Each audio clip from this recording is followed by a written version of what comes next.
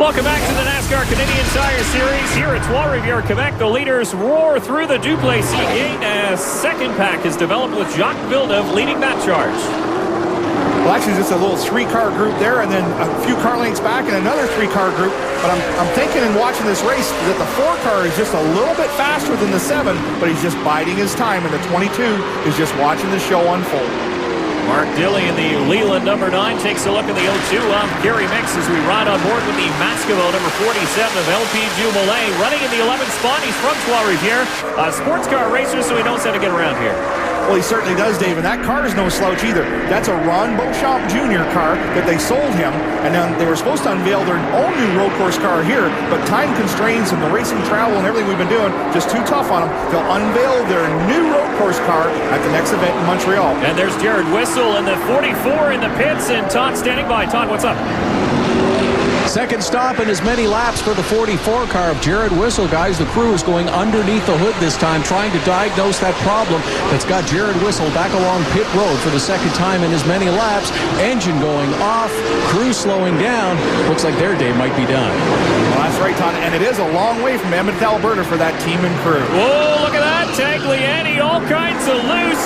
And that's going to allow the 27-incher Ranger to scoot by. Can DJ make the same move in the Mahindra Dodge? No, he can't, as Tagliani slams the door.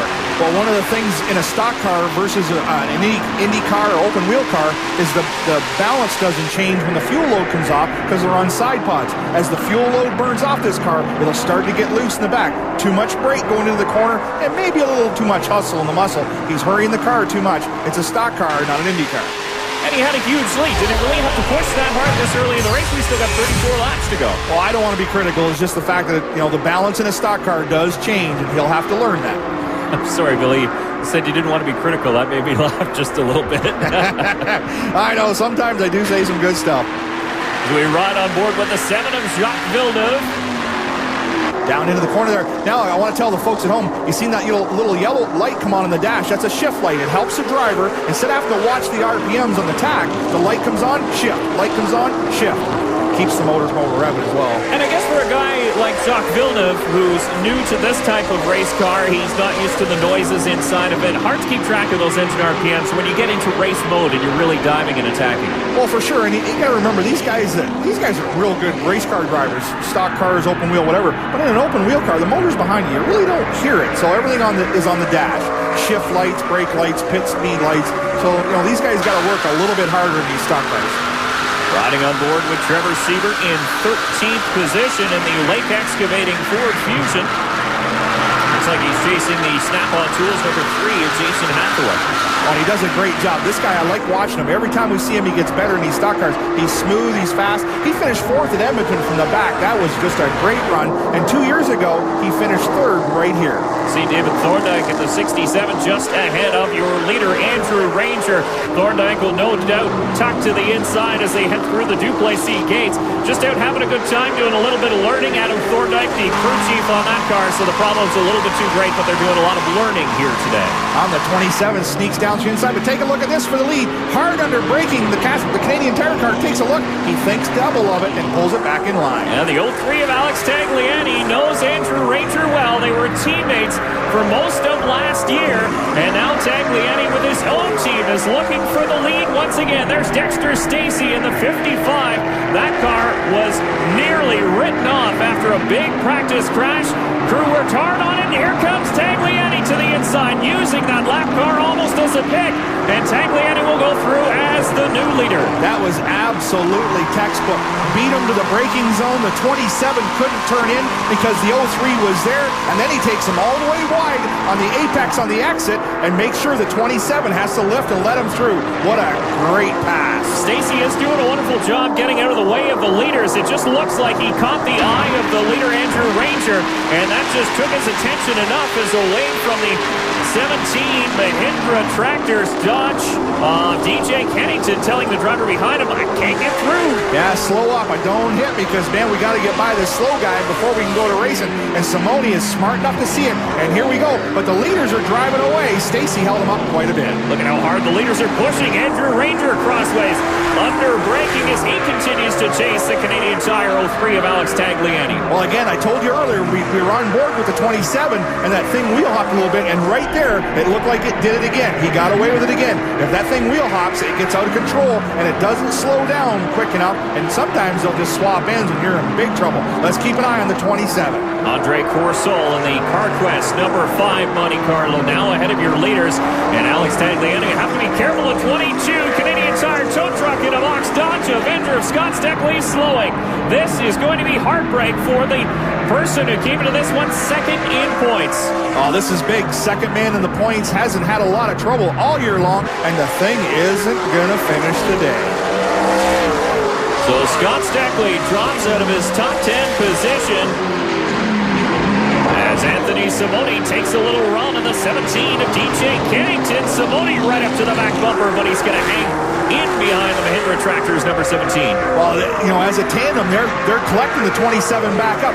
The 03 and the 27 got away in that lap car scenario, but now the 17. Whoa, DJ hard on the brakes, gets a little loose. These guys are after it. Way outside the ripple strip, and here comes the Crown Modular number 95 of Anthony Simone. He'll take advantage of that and say thank you very much, DJ Kennington. I'll take my third place and head to the front. Well, I was just saying, those guys were closing back in on the 27, just got that out of my mouth, and DJ gets in just a little deep. Riding on board with DJ Kennington as he continues to chase number 95 Impala SS of Anthony Simone. You can see the two leaders just ahead there as this group of 4 now is well ahead of the 5th place driver.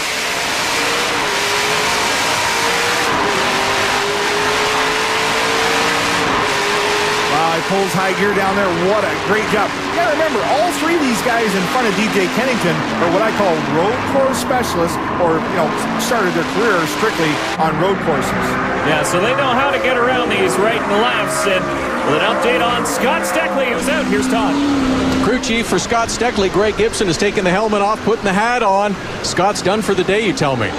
Yeah, something in the drivetrain let loose here a lap or 2 ago. That's it for today. 22, Canadian Tire tow truck in a box car is done, guys. This is going to have a big impact on the points race.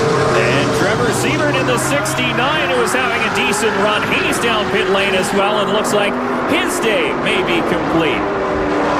Wow, a lot of action here. Some of the veterans right here. You got Don Tom. Oh, the 47 in trouble. Look at all the fluid all over the racetrack. And that's in turn number 7, LP Dumoulin in the Maskimo Dodge Avenger. That doesn't sound good at all. No, with all that fluid laying on the racetrack, and he's trying to get it lit back up. Something broke. Oh, he wheel hopped it going in. Around it goes. Whether the fluid was underneath the tires or not, we won't know until after, but lots of fluid and a full course caution. Full course caution will bunch this field again, and that's exactly what Jacques Villeneuve wanted to see. He was that 5th place car, and he was well back of the top 4, who had stretched an enormous lead on the rest of the pack. Take another look at some of the action here at the GP3R. There's Derek White in the 99. Well, Dave, he did the right thing there. The thing got the wheel hopping under braking on him, so rather than wreck the race car, he just slid it down the escape road. Another Western driver with problems. Todd standing by with the driver of the 69. Todd? Trevor Siebert has climbed out of the number 69 Lake excavating car. Trevor, I know you were hoping for a better day than this. What's got you out of the car? Well, yesterday we blew a gasket out of the timing chain cover, and today we actually broke the timing chain cover, and it's so we lost all the water in the car and felt it on the back straight away, and the temperature gauge went buried over 250. So we just brought in. Hopefully we got a motor left over. And Trevor Siebert hopefully will join us in Montreal for the Auto Pro 100. Alex Tagliani leads here at Trois-Rivieres. We're under a full course caution. Welcome back to the 9th race of the 2009 NASCAR Canadian Tire Series, presented by Mobil 1. Still under a full course caution here at the GP3R in Trois-Rivieres. Now we're getting ready to go back green. The drivers weaving back and forth to get all the marbles and everything off their tires, getting them cleaned up, warmed up, getting them ready to go back green. Riding along with the 71 of Patrice Brisebois, the Dreams Take Flight Dodge Avenger. What a beautiful helmet. I just love painted up helmets, Dave. That's a dynamite looking helmet. Absolutely. Some great imagination goes into it. Remember to go online at NASCAR.ca and vote for your favorite NASCAR driver. The polling is open as we speak.